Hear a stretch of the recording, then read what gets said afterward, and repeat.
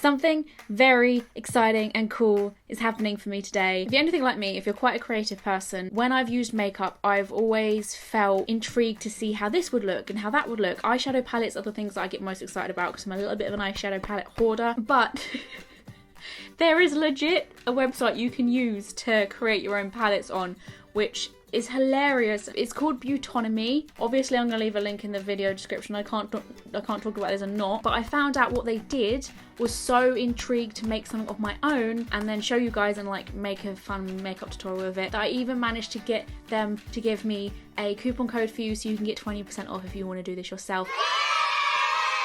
You would assume this would be very expensive, but I live in the UK and it wasn't too expensive. I was expecting it to be like 50 quid for the pure like thing of it being customizable and unique. I thought they would chuck a massive price tag on it. It came in this big box. You open it up like this.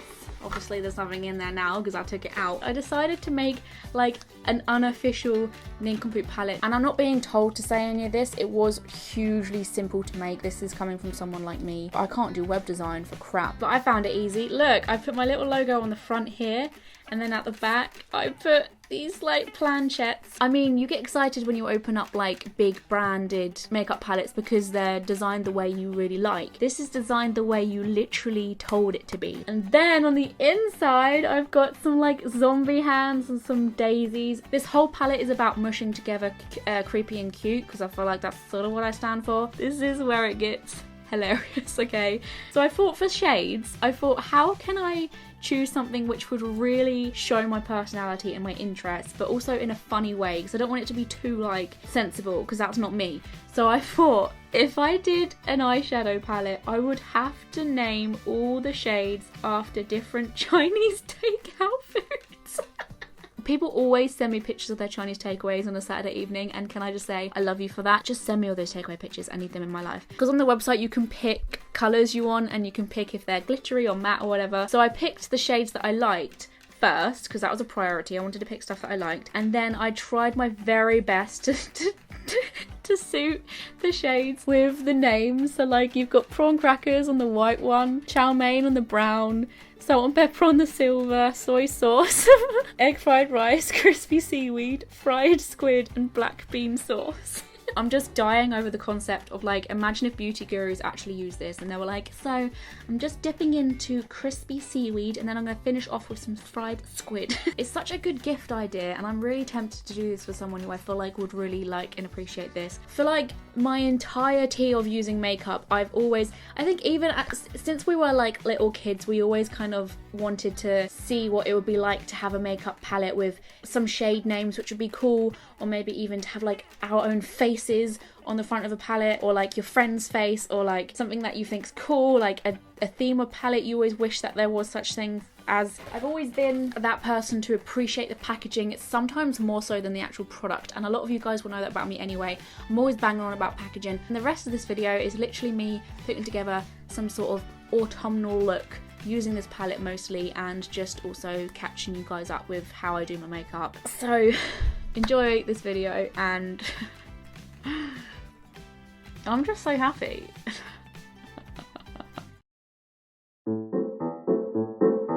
Now, anyone who looks this good naturally needs to put makeup on.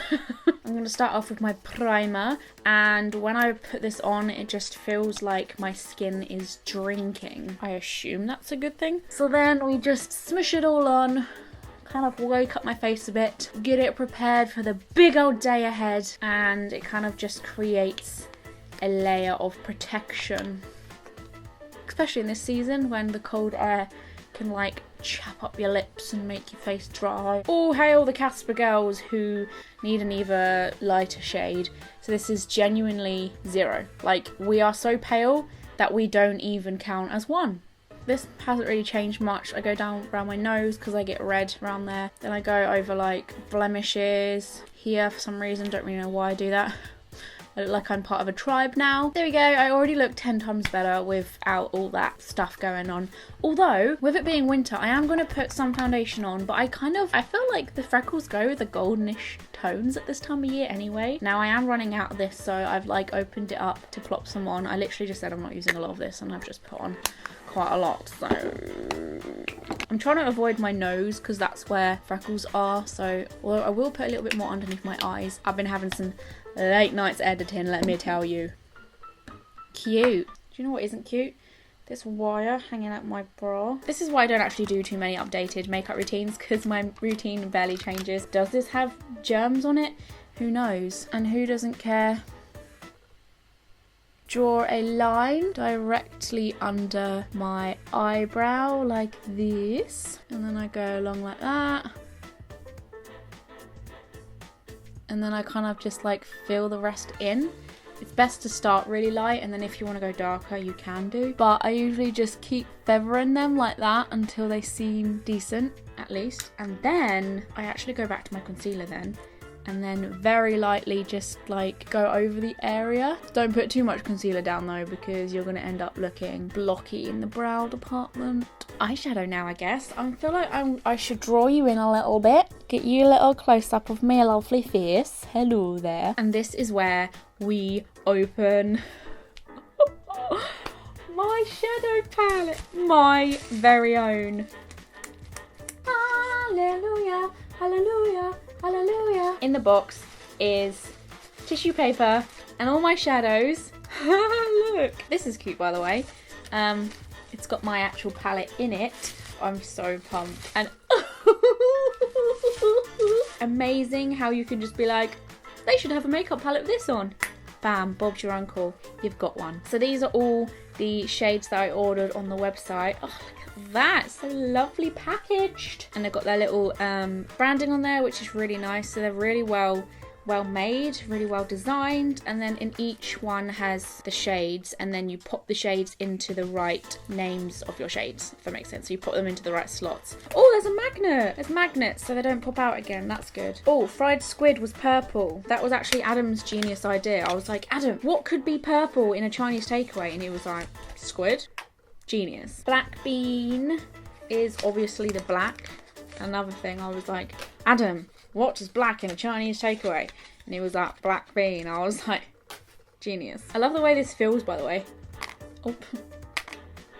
Okay, that didn't look very satisfying, but it is. Okay, slightly worrying. I've got 5 holes left and 4 shades. What? 1, 2, 3, 4. I'm missing one. Oh my god, I am such an idiot. This whole time I was like, oh my god, they've forgotten to send me one. There's more black holes than there are actual shades left. And then I realised it's not a black hole, Ellie. That's the black bean shade, you twat. So there you have it. I've officially got my own little NinkComPoop palette.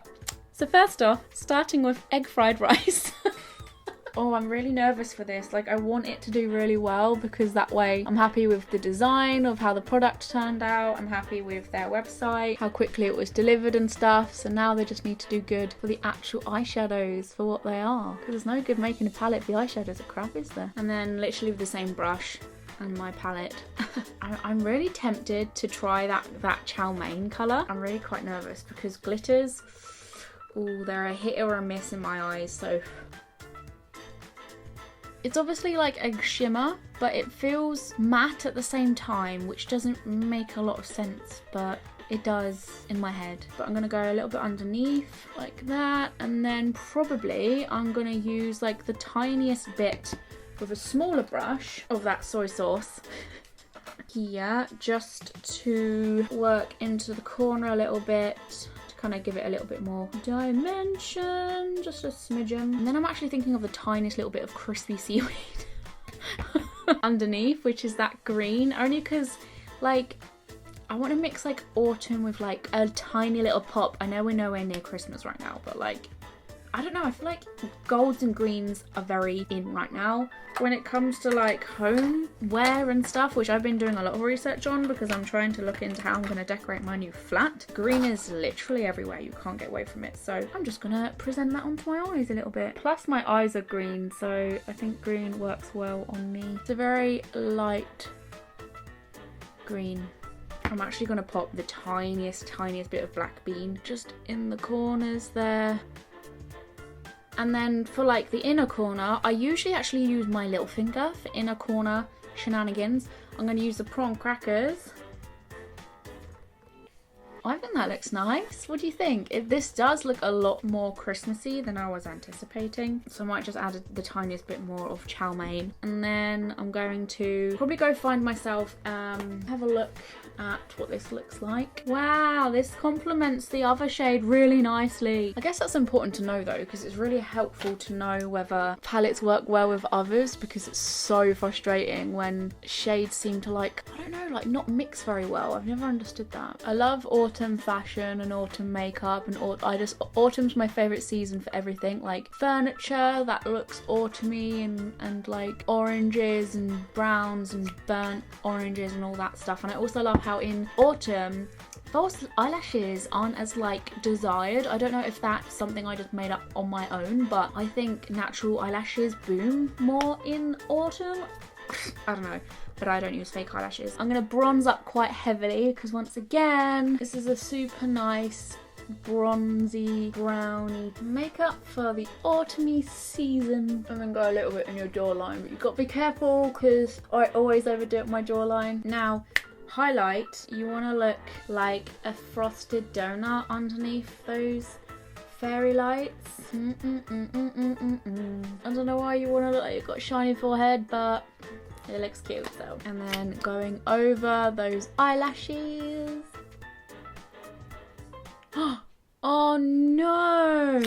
A little hack from me to you is to let the mascara dry if you get it on your skin, and then you can wipe it off 10 times easier than you will if it was wet. So yay for facts with Ellie. So I've been actually using Lip Plumper quite a lot recently. Not really sure why. I'm not even insecure about my lips. I just think it's quite cool just to like let them sting. And with this being an autumn look, I'm going to have to use, I mean, I want to say this, but I feel like I use this all the time. But then again, I could, hold on, this is more like a dark brown. Do you know I'm actually going to use this, whereas the other one is still brown, but it's more natural and it won't have as much as like an autumny pow. So this is the one. Look at that. I'm glad I made that choice. That was a good choice. Well, would you look at that? I might actually do our cheeky little dot, because I haven't actually touched eyeliner this whole tutorial. Shocker. Yeah.